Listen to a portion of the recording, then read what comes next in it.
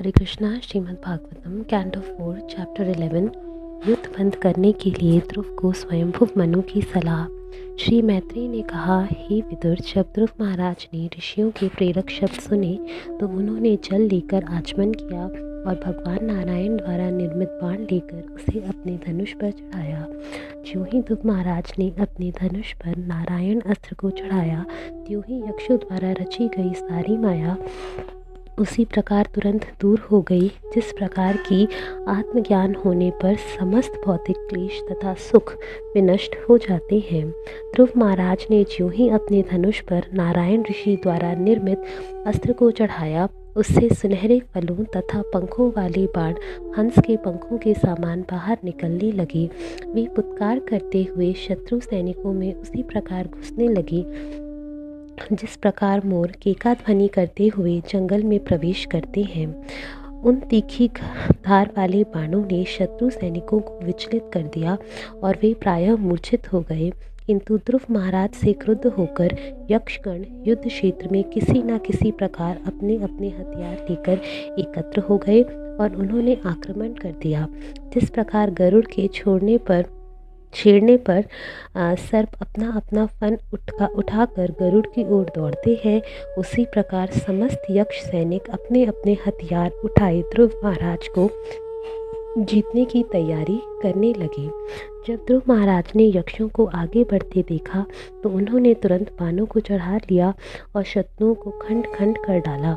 शरीरों से बाहु, पाव, सिर तथा उदर अलग अलग करके उन्होंने यक्षों को सूर्यमंडल के ऊपर स्थित लोकों में भेज दिया, जो केवल श्रेष्ठ उद्धवरिता ब्रह्मचारियों को प्राप्त हो पाता है। जब स्वयंभुव मनु ने देखा कि उनका पौत्र ध्रुव ऐसे अनेक यक्षों का वध कर रहा है तो वास्तव में वे अपराधी नहीं हैं, तो वे करुणावश ऋषियों को साथ लेकर ध्रुव के पास उन्हें उपदेश देने गए।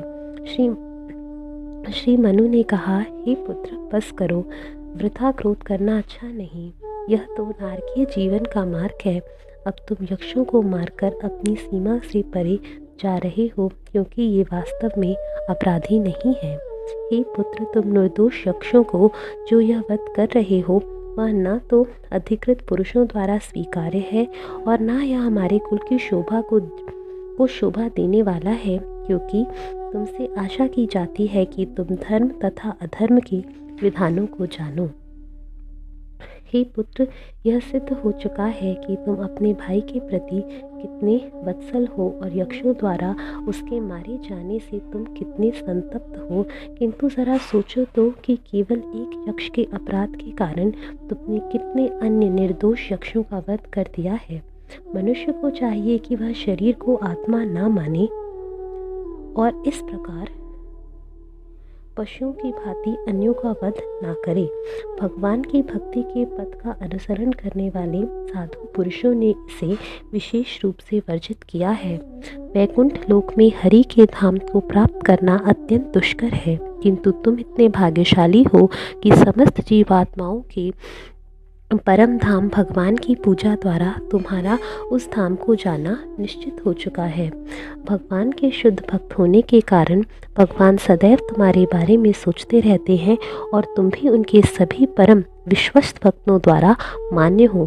तुम्हारा जीवन आदर्श आचरण के निमित्त है, अतः मुझे आश्चर्य हो रहा है कि तुमने ऐसा निंदनीय कार्य कैसे किया।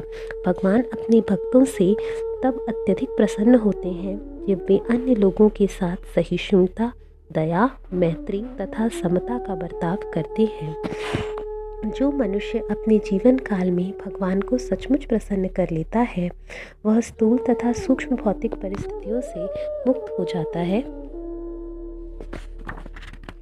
इस प्रकार समस्त भौतिक गुणों से छूटकर वह अनंत आत्म आनंद प्राप्त करता है।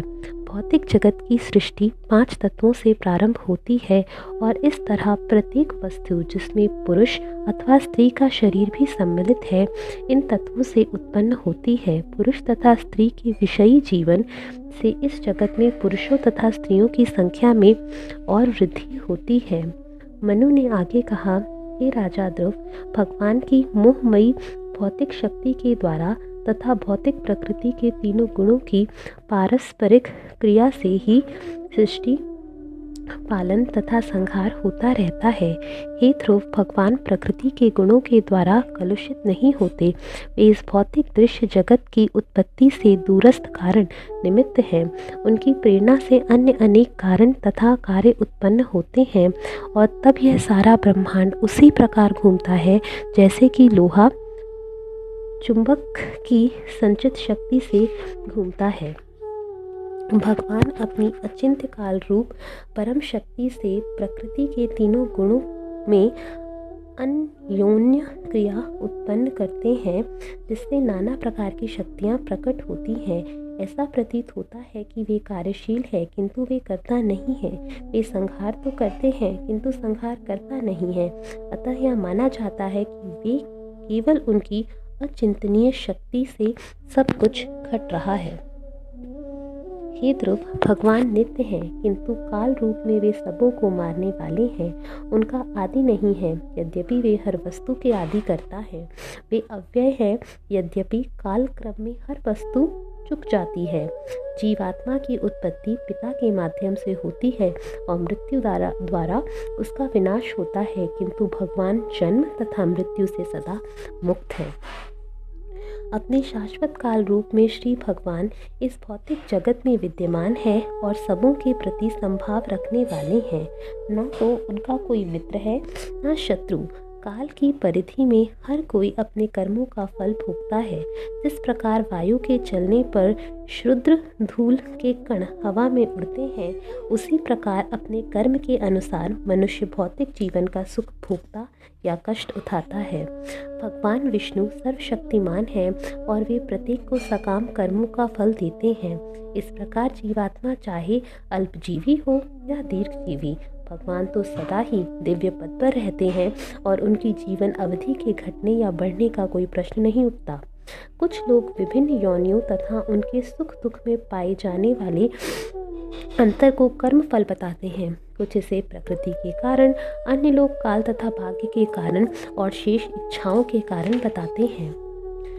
परम सत्य अर्थात सत्य कभी भी अपूर्ण इंद्रिय प्रयास द्वारा जानने का विषय नहीं रहा है, ना ही उसका प्रत्यक्ष अनुभव किया जा सकता है। वह पूर्ण भौतिक शक्ति सदृश नाना प्रकार की शक्तियों का स्वामी है और उसकी योजना या कार्यों को कोई भी नहीं समझ सकता। अतः निष्कर्ष यह निकलता है कि वे समस्त कारणों के आदि कारण स्वरूप है, अतः उन्हें कल्पना द्वारा नहीं जाना जा सकता। हे पुत्र, हे कुबेर के अनुचर यक्षगण, तुम्हारे भाई के वास्तविक हत्यारे नहीं है। प्रत्येक जीवात्मा का जन्म तथा मृत्यु तो समस्त कारणों के कारण परमेश्वर द्वारा ही तय होता है। भगवान ही इस भौतिक जगत की सृष्टि करते, पालन और यथा समय संहार करते हैं, किंतु ऐसे कार्यों से परे रहने के कारण वे इनमें ना तो अहंकार से और ना प्रकृति के गुणों द्वारा प्रभावित होते हैं। भगवान समस्त जीवात्माओं के परमात्मा हैं। वे हर एक के नियामक तथा पालक हैं। वे अपनी बहिरंगा शक्ति के माध्यम से सभी जीवों का सृजन, पालन तथा संहार करते हैं। हे बालक ध्रुव, तुम भगवान की शरण में जाओ, जो जगत की प्रगति के चरम लक्ष्य हैं। ब्रह्मादि सहित सभी देवगण उनके नियंत्रण में कार्य कर रही हैं। जिस प्रकार नाक में रस्सी पड़ा बैल अपने स्वामी द्वारा नियंत्रित किया जाता है। हे ध्रुव, तुम केवल 5 वर्ष की आयु में ही अपनी माता की सौत के वचनों से अत्यंत दुखी हुए और बड़ी बहादुरी से अपनी माता का संरक्षण त्याग दिया तथा भगवान का साक्षात्कार करने के उद्देश्य से योगाभ्यास में संलग्न होने के लिए जंगल चले गए थे। इस कारण तुमने पहले ही तीनों लोकों में सर्वोच्च पद प्राप्त कर लिया है। अतः हे ध्रुव, अपना ध्यान परम पुरुष अच्युत ब्रह्म की ओर फेरो। तुम अपनी मूल स्थिति में रहकर भगवान का दर्शन करो। इस तरह आत्म साक्षात्कार द्वारा तुम इस भौतिक अंतर को क्षणिक पाओगे। इस प्रकार अपनी सहज स्थिति प्राप्त करके तथा समस्त आनंद के सर्वशक्ति संपन्न आगार तथा प्रत्येक जीवात्मा में परमात्मा में स्थित परमेश्वर की सेवा करके तुम तुरंत ही मैं तथा मेरा के माया जनित बोध को भूल जाओगे। हे राजन, मैंने तुम्हें जो कुछ कहा है उस पर विचार करो। यह राख पर औषधि के समान काम करेगा। अपने क्रोध को रोको, क्योंकि आत्मबोध के मार्ग में क्रोध सबसे बड़ा शत्रु है। मैं तुम्हारे मंगल की कामना करता हूँ, तुम मेरे उपदेशों का पालन करो। जो व्यक्ति इस भौतिक जगत से मुक्ति चाहता है, उसे चाहिए कि वह क्रोध के वशीभूत ना हो, क्योंकि क्रोध से मोहग्रस्त होने पर वह अन्य सबों के लिए भय का कारण बन जाता है।